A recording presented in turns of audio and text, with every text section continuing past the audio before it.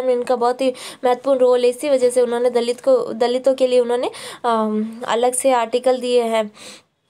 देश के कुछ हिस्सों में हिंदू महिलाओं को मंदिर में प्रवेश वर्जित है। कुछ ऐसे मंदिर में, उनके नाम तो मुझे नहीं पता, बट ऐसे कोई मंदिर है जिनमें महिलाओं के लिए पाबंदी। अभी बीच में कौन सा मंदिर था याद नहीं आ रहा मुझे नाम, बट है एक मंदिर जहाँ महिलाएं नहीं जा सकती।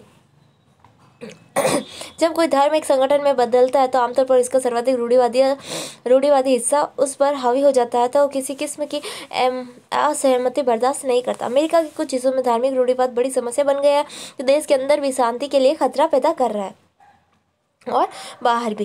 कई धर्म संप्रदायों में टूट जाते हैं और निरंतर आपसी हिंसा और भिन्न मत रखने वाले अल्पसंख्यकों के उत्पीड़न में लगे रहते हैं।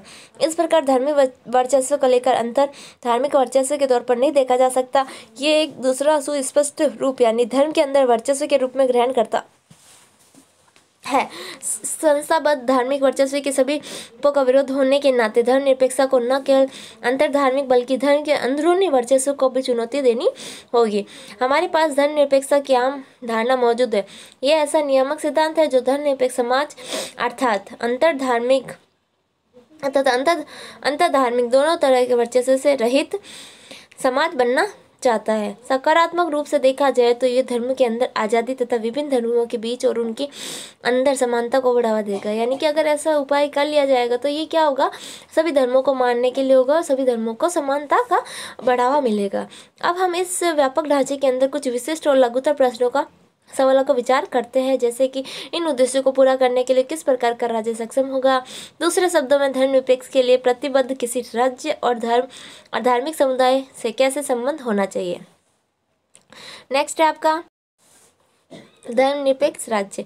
अब धर्मनिरपेक्ष राज्य कैसा होता है और क्या होता है। धार्मिक भेदभाव रोकने का एक रास्ता ये हो सकता है कि हम आपसी जागरूकता के लिए एक साथ मिलकर काम करें। लोगों की सोच को बदलने में मदद करने के लिए शिक्षा एक उपाय है। साझेदारी और पारस्परिक सहायता के व्यक्तिगत उदाहरण भी विभिन्न समुदाय के बीच पूर्वाग्रह क्या होता है, हमारी जो प्राचीन जो पीढ़ी दर पीढ़ी जो सोच चली आ रही वही होती है पूर्वाग्रह, और संदेहों को कम करने में योगदान दे सकते हैं। भयानक सांप्रदायिक दंगों के बीच हिंदुओं और मुसलमानों को अथवा मुसलमानों द्वारा हिंदुओं को बचाने की कहानियाँ पढ़ना हमेशा प्रेरणादायी होती है।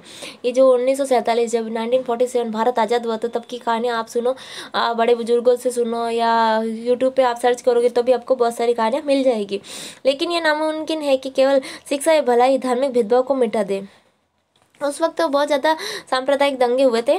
गदर मूवी देख सकते हो आप, ये सब जो मूवी बनती है 1947 से रिलेटेड वो होती सच्ची होती है। थोड़ी कहानी उसको इंटरेस्टिंग बनाने के लिए कुछ कहानी जोड़ दी जाती है, लेकिन होता बहुत ही वो उसमें उससे जुड़ा हुआ ही होता है हिस्सा। राज्य सत्ता जिस प्रकार काम करती है उससे अंतर सामुदायिक टकराव और धार्मिक भेदभाव से अपेक्षाकृत कम ग्रसित समाज की रचना के प्रयासों पर निर्णायक प्रभाव पड़ता ही है।